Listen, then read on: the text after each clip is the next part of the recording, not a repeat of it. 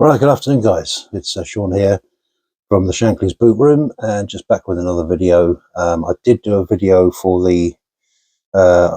the Brentford Liverpool game, the afters. I'll put that up. I'll put that up a bit later. So I won't go into too much about that. This is a different video, and this is a video that I feel needs to get out there now, and it's very difficult for it to get out there now because we're top of the league, playing really well. We've got an amazing manager, and the team's even playing pretty well, all that kind of stuff. And we are on course to win this league title as long as we just keep doing what we're doing, take each game as it comes, all that sort of stuff. But what I wanted to speak to you guys about today was my worry of where we're actually going as a club, because it doesn't take rocket science to know that we haven't really looked very ambitious in the recent windows. In the summer, Slot comes in, brand new manager. It's very, very, very rare for a manager to come in and make no effective signings. I mean, we talk about the keeper, who we loaned straight back out. We talk about Chiesa, who I don't think Slot had anything to do with that. If you want my honest opinion, the way he's played him, viewed him, and all these kind of things, we've been told that he's not fit and all this kind of stuff. It does not take a professional football player 6-7 months, whatever it is, 6 months or whatever, to get fit. It just doesn't. He's either not fit and unable to play because of injuries or whatever it might be, or he's just not playing because,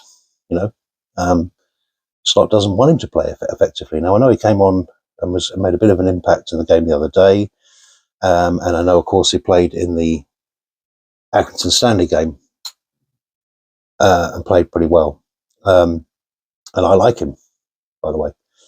But anyway, I'm digressing. Slot comes in the summer. We're told he's assessing the team, so we don't make really hardly any signings.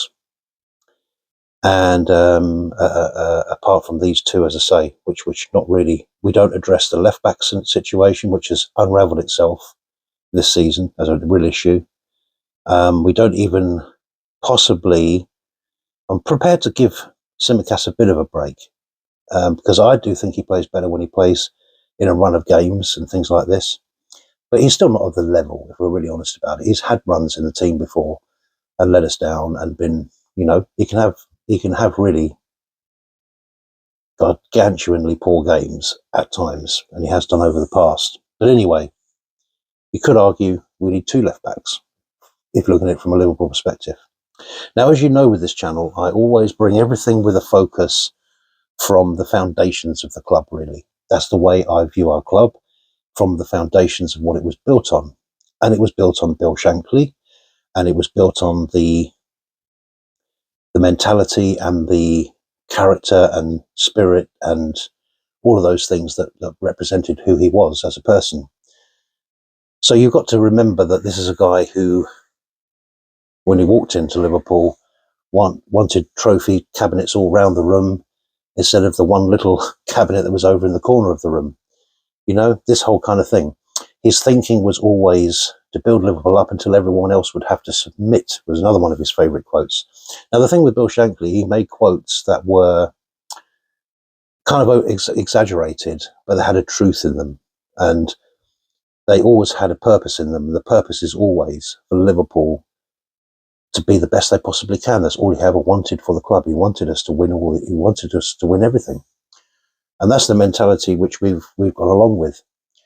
And of course, as modern day football comes in, as money comes into the game, which it wasn't as prominent when he was around, we still find ourselves in a situation where, yes, of course, it's a very different game now. I sometimes think to myself, I wonder if Shankly was around, whether he'd even be in the game, to be quite honest with you, with things like VAR and all this kind of stuff, and the money that the players are on, all that type of stuff. And but anyway, but he set the foundations for this club. So we have owners at our club, FSG, this is what I want to mainly speak about, that are I was once told by somebody that FSG will manage your expectations, which is what they do. They manage our expectations. It's a very true saying. He was an American guy. He was reflecting upon the businesses they own over there. That's how they run them.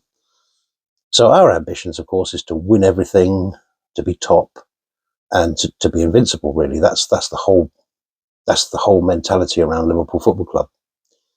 In 1974, when I first started supporting the club, I didn't know about that. I was only a kid. I didn't know about that type of mentality or those things. That wasn't the reason I supported Liverpool Football Club.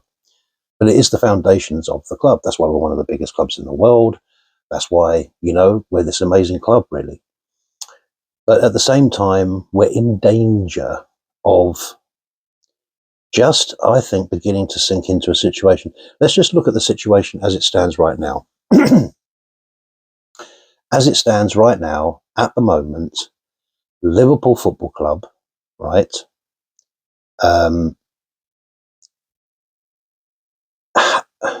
coming into a summer where there could be lots and lots and lots of decisions to be made if we want to be competitive and if we want to stay where we are. Let's just say we do win the league, right? Let's say we carry on this trajectory, we get to the end of the season and we win the league. Arne Slot winning the league in his first season. Now, you might think to yourself, jeepers, what sort of things do you want, Sean? What's wrong with you? Why are you not being more upbeat about the club? Well, actually, I'm not being on a downer about the club. I'm just trying to bring some realities of where we're actually heading at the moment, how I see things. We haven't signed to long contracts any of the three players, Mo Salah, Virgil van Dijk, and Alexander-Arnold, Trent Alexander-Arnold. Yeah, as we know it. Some people are saying that a couple of them have signed, and we're just waiting for, either the end of the month or the end of the season to announce it. Well, I don't know about that. All I know is, as it stands at the moment, three of my most important players and our most important players are leaving. Let's just turn it on its head and say, hypothetically, they are all leaving. Okay? So we've now got a situation where we've got three world-class players, the best winger in the world, best forward in the world at the moment right now. I know he's not played very well the last couple of games, but over the season he has been. You've got Virgil van Dijk, who's the best centre-back in the world, bar none. There is no competitors for him, in my opinion. And you've got Trent Arnold, which, yes, has his frailties defensively, etc., but has a lot to give, and he's a brilliant player in his own right. We want to sign all three of them as a club. So let's just say they all do go, and they're off on their, and they leave the club. We've now got to replace them. We have the left-back scenario, which I think is a double. It could possibly be two players needed, or it could be a centre-back who can play left-back plus a left-back, because you've got to have cover. We probably need another centre-back anyway. We might possibly want to look even at right-back. Is Conor Bradley able to just take it over on himself? We also need probably some reasonable quality backup for him. Midfield needs addressing. The forward line needs addressing, because as much as Darwin had a fantastic performance when he came on the other day, overall we know he's not it. So we're probably going to be looking at and there's Luis Diaz might leave. There's all these things in the background, which, when you consider, if that's going to be pushed all to the summer as a body of work, that is horrendous and virtually, I would say, impossible. So I don't want this to be the last hurrah for years and years to come, like Manchester United, like Chelsea, like Arsenal, etc., etc., etc. I want us to keep on this trajectory. I want us to keep going. I want us to keep going as a club. I want to do it it should be done for the fans, and it should be done also even for the manager. Because if he wins this league, that will be some achievement in your first year, to win the Premiership with Liverpool after Jurgen Klopp, of all things, as well. Now, many people have said to me, well, he's inherited a pretty good squad when he came over, and that's probably why they haven't even looked to bring players in. Well, that's a defeatist attitude, because you future plan everything. You future plan everything. All those players that are on 2-year deals, 2 years left on their deal, that we want to keep, we should be looking at how we're going to secure their futures long-term at the club. We shouldn't be leaving these things to run down. Anyway, we've all got over the the whole kind of these contracts should never have been allowed to run down in the first place. I get that. But the thing is, okay, the main thing here is that the uncertainty around, with the lack of ambition that FSG have shown over the years, and let's be honest about it, there has been. We've only got to think back to when we won the Champions League and then what came the following year. You know what I mean? All I'm trying to say is that, and this is not a scaremongering thing, I'm just trying to get fans, or hopefully the fans, to think about, but he's got a point. Where are we actually heading? Where are we actually heading as a club now under FSG? Because I've said this on my live stream and that I did the other day, and I maintain it.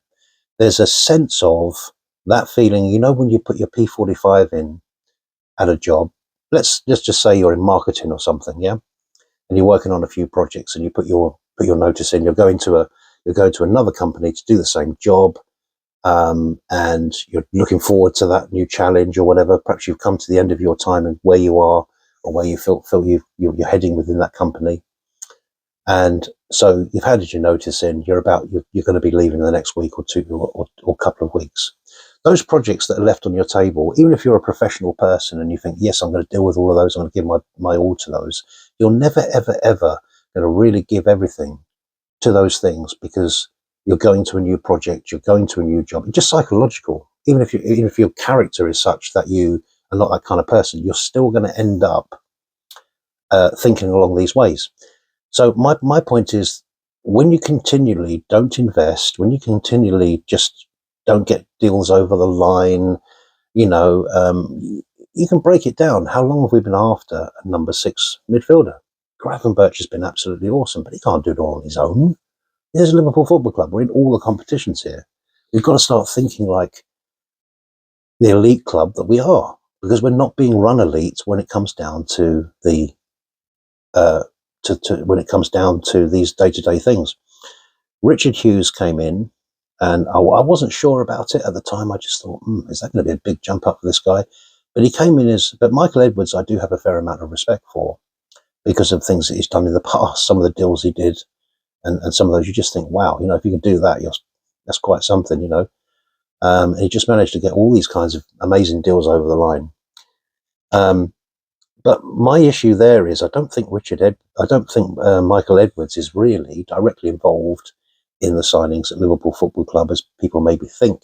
He's been brought in as CEO of football, and to drive on the international side of it, and to drive on our partnerships with other clubs and all these kinds of things. Maybe even some scouting areas. I don't know what his full description of his role, but it isn't day-to-day thinking about Liverpool signings. That's Richard Hughes' job. And so these contracts that need to be sorted, that's down to him. Yeah, of course, he can be going to Michael Edwards for advice and for opinions and all those kinds of things. And I'm sure they've had millions of telephone conversations, and he'll be assisting him. But ultimately, Richard Hughes has to step in and do that role. Now, I can't totally blame him, because I don't know what funds he's been given. I don't know what's the words coming out of the owners of the club to him to do. I don't know what restraints has he got, etc., etc., etc. So we don't know none of this. So even with him, he's being castigated at the moment, and that may well be the right line, because at the end of the day, if he's just sitting on his thumbs doing nothing, then you know, that's useless to us, and I don't want him at the club. But it doesn't make a lot of sense for a new person coming into a new role. How many times have you started a new job? When you start a new job, you don't go into it, put your feet up and just say, oh, well, you go into it ambitious, yeah, because you want to set an impression. You know, the job that's put before you there, you want to do it to the best of your ability. You want to set an impression. And so to come in and do nothing, which is basically effectively what he has done. Chiesa was the easiest deal to do. You know, he was outcast from his club, training on his own, and Liverpool Football Club come in. It's an absolute no-brainer. So, I mean, to sign that one over, I could probably do that deal. Do you know what I mean? And then when we think of the goalkeeper, Maradashvili, Yeah, that's a good signing. Straight up back out on loan, of course. It's a quite good future prospect kind of signing. So I like that one, to be honest. But we didn't address any of the areas which we highlighted in the summer. Us fans did, and even the media to a certain point, etc., etc. Now we've had all these spins about what's going on, what's going on, what's going on. So my take on it is there's two things either happening here. There's either a lot of incompetence going on, and you know, or they are just winding down this club. So it's the way I kind of feel about it now. I'm starting to see that, when you just just don't. I mean, we're not even talking about. I'm not. Most fans are quite happy for Richard Hughes, Arne Slot. By the way, Arne Slot must be included on the signings we bring in, because we were told he's a coach. He's come here to train the players, and then then Richard Hughes goes out and looks for the players that fit his kind of a profile. He gets a profile from Slot. Slot says, that's the type of player I want. And Slot goes off. Then Hughes goes off and tries to find players to fit within that remit. Now, he did say, I'm assessing the squad at the start of the season. We've gone on and started this season. But we can already see there are certain players. We don't need to go over them all, but we can quite clearly see there are certain players that don't fit in his plans. So moving forward, definitely 100%, irrespective of whether he's a manager, a coach, or whatever he is, the way Arne Slot manages the team, he must have the players he wants. It's very, very important, because he's a very stubborn manager. I don't know if you've noticed this. He's stubborn. If he doesn't want to play someone, he won't play him. And it's as simple as that. So the point is bringing in players that he's still got his reputation on the line at the end of the day, of which he's getting a good reputation behind him now. This man, Arne Slot, tactically has been so good in games, decisions he's been making. Generally, I know a few times we've criticised him over substitutions, but more often than not, the substitutions were brilliantly timed, brilliantly executed, the right ones against Brentford, as example. And, it's fantastic to see. It really, really is. But let's fast forward now to the summer. We've got rid of our three main players because we haven't been able to nail them down to contracts, and you can have any kind of spiel about that, any kind of spin about that. The club are the masters at spinning a load of old garbage. So there could be all kinds of things that come out about that if that does happen. My gut feeling is that Virgil and Mo Salah will sign, and I think Trent will go. I'm pretty much sure Trent will go. He could surprise us all, and there's a lot of people who feel that way as well. But I don't actually know. He hasn't come out and said anything, so we've heard from nothing, so we don't know. So, but the future of our club, or the immediate past this summer, if we win the league, okay, and we've got all this to do, excuse me, there's obviously going to be an apparent drop-off. And that's what I want to try and avoid. I want us as a club to avoid that, because it's so avoidable. Hopefully we sign Verge and Mo, and then we can concentrate on those areas of the pitch which we know have to be done, because we've seen it with our own eyes this season that, I mean, I don't know if you noticed on Saturday, if there's any, on the weekend's game, if there was anything I did notice in the midfield, that you're starting to see a little bit of a huff and puff from McAllister and Gravenberch. They're playing a lot of football. And I'm not one of these that's going to come out and say, and start saying, the minutes, and we can't play, you can't play 90 minutes of football and blah, blah, blah, blah, blah. But these guys have played a lot of football. They have played a lot of football.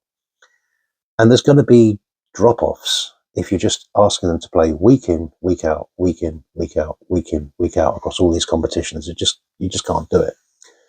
Now, Slot has been pretty good at doing substitutions, bringing players off, and we don't have a lot of injuries, which is really, really good for January.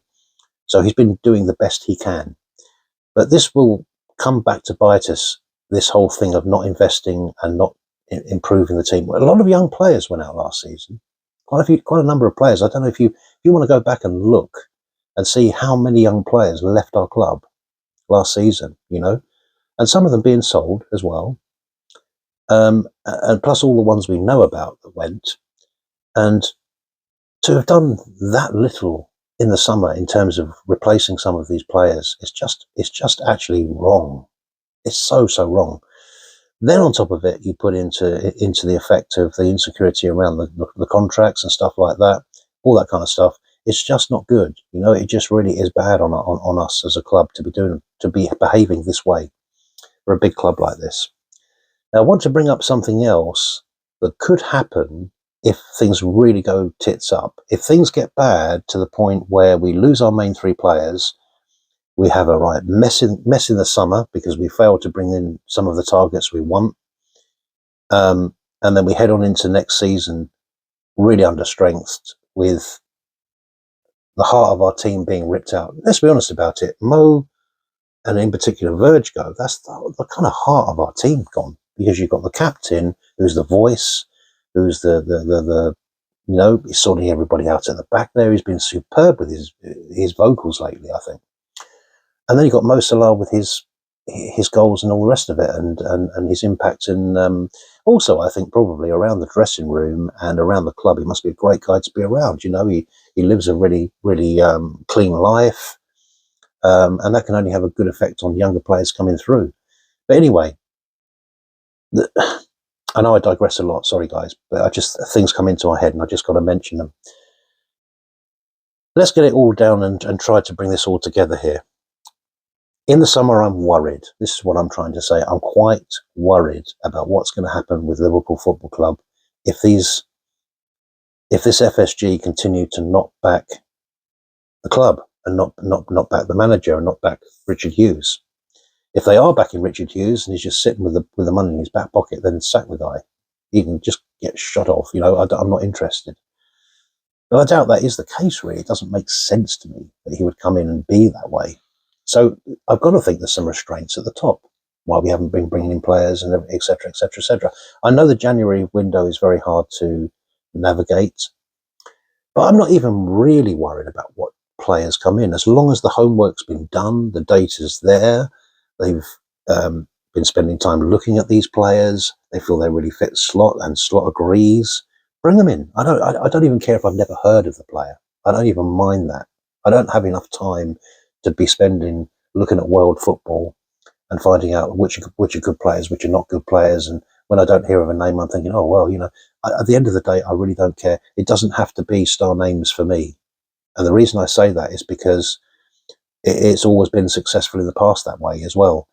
Sometimes star names can be a hindrance to you. Look at over the years with Man United, the way they've done things. They've gone in to bring the big names in, and it hasn't helped them one bit. So I'm not saying that big names coming into Liverpool is not what we want, because we're an ambitious club, and if those players come in, fine.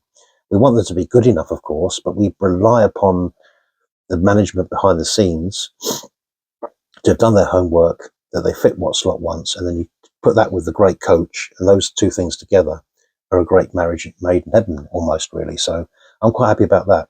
But no players coming in and no movement, that just makes me tense, makes me worried, makes me nervous, makes me really get worried. So that's where I'm at with it, guys. You know, I don't know what FSG are playing at. As bad as they've been over the years, they seem to be getting worse for me. You know, we're just not investing properly in these windows. And, you know, to just even allow these three players for their contracts to run down, why didn't we sell them 2 years ago, if that's what you want, or put them on new contracts where if we want to get rid of them, we've got buying collateral. If their legs were to go off, why did we do that? It just makes no sense. So anyway, that's my feeling on the whole thing. Sorry to bring this kind of a topic up, because we're in this middle of a great run, and I don't want to be negative, but at the same time, it's because we're so positive, and because, you know, if we had a manager come in who had to bed in, settle in, and was just kind of like a mediocre kind of Brendan Rodgers type or something, and he was trying to learn the game and sort of get himself up to that and hopefully rise to the quality of a Liverpool Football Club. But this guy's come in and he's been revolutionary in many respects, just tweaking little things here and there. The way he does his substitutions, the way he changes formations in game. He's been brilliant. I think he's been absolutely brilliant, Arne Slot. And, you know, at the end of the day, the guy needs bloody backing. We've got to back the man. If we don't back him, then what's the hell all this about, you know? So it's no good bringing in a yes man as someone as I've heard him being labelled. There's no point in bringing in Arnie Slot to give him no tools to work with, and worse than that, for the big tools in the box to be thrown out and to be forgotten about. And I'm talking about the big three contracts here.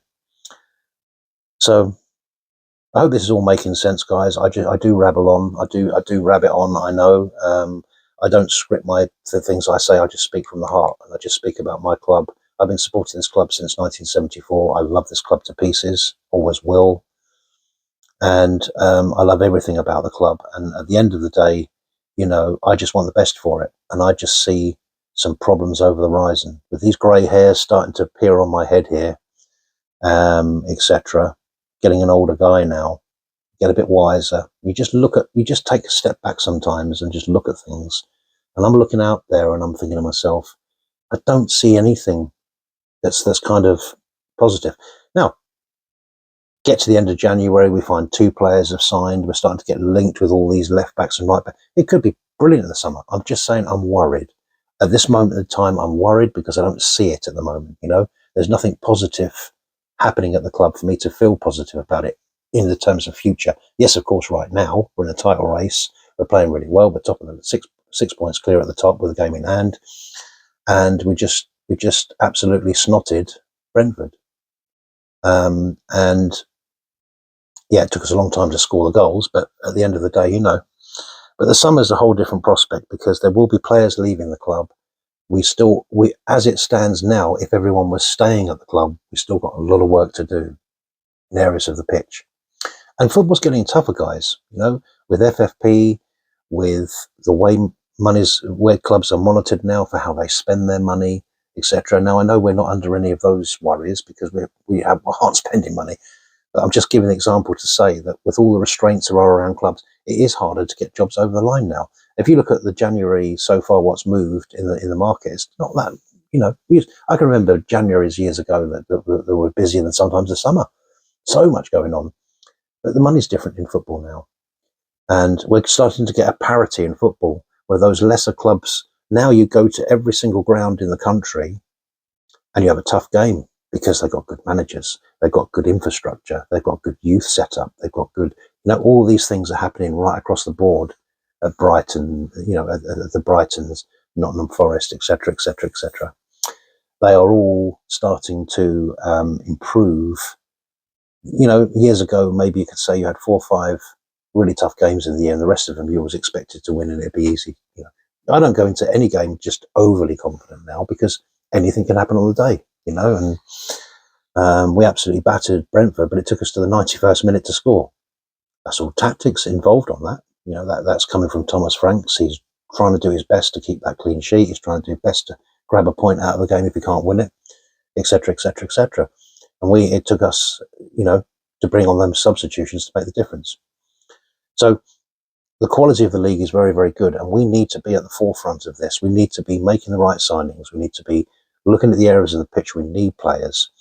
And, we need to be putting pressure on FSG if it turns out that they're not showing the ambition they need to for a club that possibly might win the league. And if we do win the league, we need to start really putting pressure on them that they're going to actually back this club, because what we don't want, as has happened to so many clubs, where they have a massive drop-off and then they can't get back. It's difficult to get back, because then you might have a situation where Arnie Slot leaves because he looks around and thinks, blow this.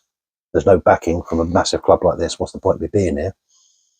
Bill Shankly came to Liverpool in 1951 to be interviewed, to becoming the new Liverpool manager. He took a train there, had a chat with them, took a train straight back, never took the job, and they came back for him later. And the reason for him turning down the job was they weren't prepared to back him. They weren't prepared to back him, and he was to have no involvement in the players that came in, all this kind of stuff. So his point was, in his words were, what would I be the manager of if that happened? Yeah? What would I be the manager of if I don't choose the players, I have no say over the players, etc., etc.? It's exactly the same for Arnie Slot. He's running one of the biggest clubs in the world. You think I don't care about all this spiel about, he's a coach, he's this, he's that. Yeah, he's a coach, but he's also a brilliant guy who's trying to train all these players, and he has to have the team he wants to have. We've got to allow him to have that. Otherwise, it just future-wise won't work. And so we've got to be very careful who's leaving the club in terms of these three signings we need to, these contracts we need to sort. We've got to be very careful about who we bring in. We've got to make sure we bring in people in the summer, and that it doesn't just a long summer that goes on and on and on, and there's no planning, you know. So Richard Hughes, we need to see something from him. I mean, I find it hard to blame him because I can't think for a minute that he just is that incompetent, you know, that he's not bringing players in, that he hasn't identified players, and I just don't know. I don't know what money he's got. I don't know any of the stuff, but I just know that that if he turns out to be a waste of space, then I want him out of the club. I definitely do, and I'm sure all you guys do. So anyway, thanks for this, guys. It's just me having a bit of a rant here about the club, the future planning. It's a bit of a different video, and it's you know, there's a lot of, and I love all the channels out there. We have some magnificent channels, and they're out there really getting behind everybody that's, and I'm going to be doing the same, of course, about the season we're having. So, and I am really positive about this season, and I'm really positive, and I think we can win the league. I really do. I think we've got the tools to do it. We've got the manager to do it.